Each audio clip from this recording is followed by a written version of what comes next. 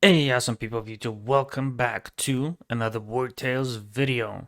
I just want to remind that Wartale has recently came out to Xbox Game Pass, so I've been spending a little bit too much time playing it. And before we get into the video, because there'll be 5 tips and tricks, or primarily tips for new players, I just want to remind that if we can get to 500 subscribers by November 12th, which is a few days away, we'll be doing $25 gift card giveaway. So let's get to that 500 subscribers. But let's get into the video. There are 5 tips that I'll be telling you all, so you'll have a little bit easier time in the early game. But with that said, let's get into it. I played a little too much. So one of the very first tips that I want to tell people is use roads as much as possible. That is tip number 1. Remember, just use roads. Because on the road you have easier time walking than if, for example, you are in the woods. Because you'll be a lot slower, so that's not good. And you'll be getting fatigued a lot faster, right? Use roads as much as possible. It's just easier, you'll be able to see more than in the woods. That is tip number 1. Alright, let's go into tip number 2, which is don't over recruit. The reason why you don't want to over recruit is, as you can see, I have 13 companions, 3 horses, and normal 10 humans companions. But the reason you don't want to over recruit is if you look, let's make a cam so it's a bit easier. If you look in the top right, your food and your gold, right? For me, since I have 13 total in the company or band of mercenaries, I have 182 in wages, and for food it's 34. Mind you, I have some stuff that helps me with having have to use less food and having to use less wages, but you don't want to get to a size of like 7, 8, 10 or more early until you have your stable source of food and your gold or your crowns. So just don't over recruit. Use your force for starting companions and your horse, right? So that is tip number 2. Tip number 3 is assign professions. So all your characters, right? For example, let's use Dima, right? He is a bulwark or a fight. Not bulwark, sorry. He's a fighter, right? Because I went with a fighter, but he was a swordsman, right? So you remember you can go different specializations, but that's not the video. His profession is a blacksmith, which gives him more strength. And different professions give you different bonuses. Like this one is strength, right? And with that, I can make armor and weapons, obviously, if I can learn it. Versus Dang, who is a thief who gets more dexterity and critical hit. Or Scorches, who is willpower, right? Not the greatest one, but it gives you that willpower, and he can get more knowledge from me.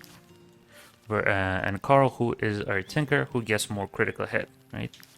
So picking that profession will help. There's a lot of different professions. I don't have. I believe I might have all of them, right? The blacksmith, miner, alchemist, thief, cook, woodcutter, bard, scholar, angler, and tinker. So a lot of them are useful. Some of them are not.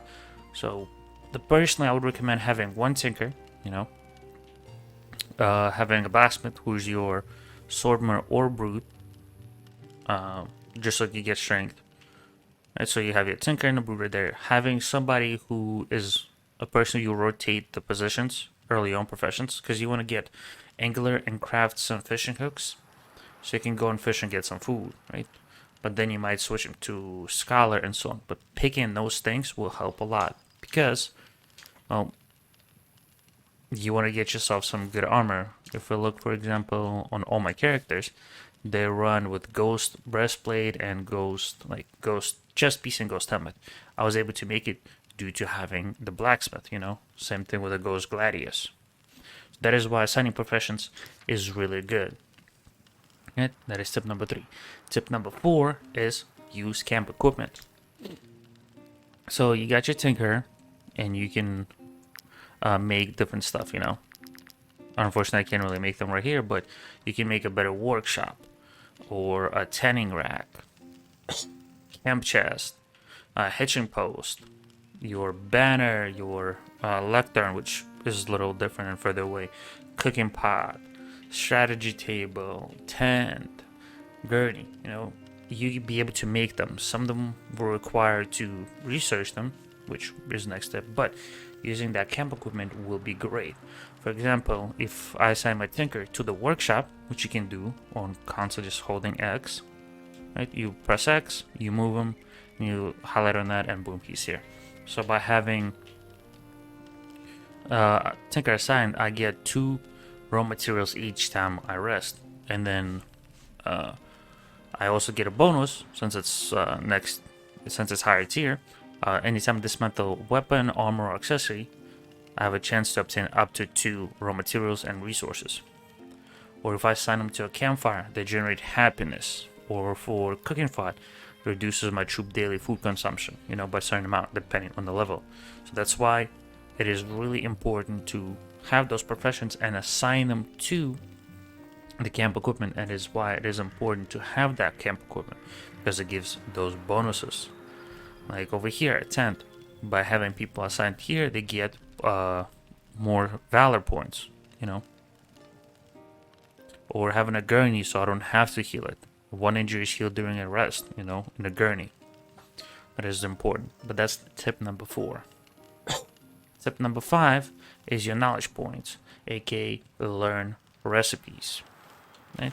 Because you have your basic knowledge, you might want to go like down the tree, blah blah blah, take some of that stuff, which some of it is really important, like running, career plans. Some of them are really important to start, like starting off, which I'll have in another video. But once you get some of the ones that you want, go into the different other stuff. Like for blacksmith, you can get to where you can make that armor, the padded armor, and basic helmets. Then you can go into the ghost versions, and then eventually into rim steel and Acadian, which I probably butchered, and so on. With weapons, same with food, with your basic stuff. But if you want to get into a higher tier, you're gonna need recipes. But having be able to learn that recipe is gonna be huge, because your cook will always be able to make bread. But let's say you do a lot of fighting wolves, right? You'll be able to make wolf sausages, which is literally 1 salt and 1 wolf. So instead of the wolf meat giving you 4 food, it's now giving you 6. So you'll be able to get more. Same with hemp tea. It's 1 milk and 1 hemp. It gives you more happiness, and gives you a lot of food. So some of these things is really important. With alchemy too, if you don't learn the rhyme steel or Acadian steel recipes, you're not gonna be able to make them, which means your blacksmith won't be able to make that armor. So learning the recipes is huge.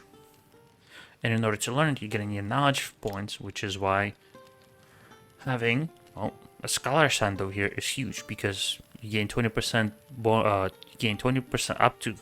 Damn, can't even speak. I apologize. You gain 20% knowledge during each rest. And when we study antiques, which you'll be able to get through exploration and tombs, it will take up to 2 days less, which is huge. So learning those recipes is good. But that is it for 5 tips and tricks for starting, for having a little bit easier early game.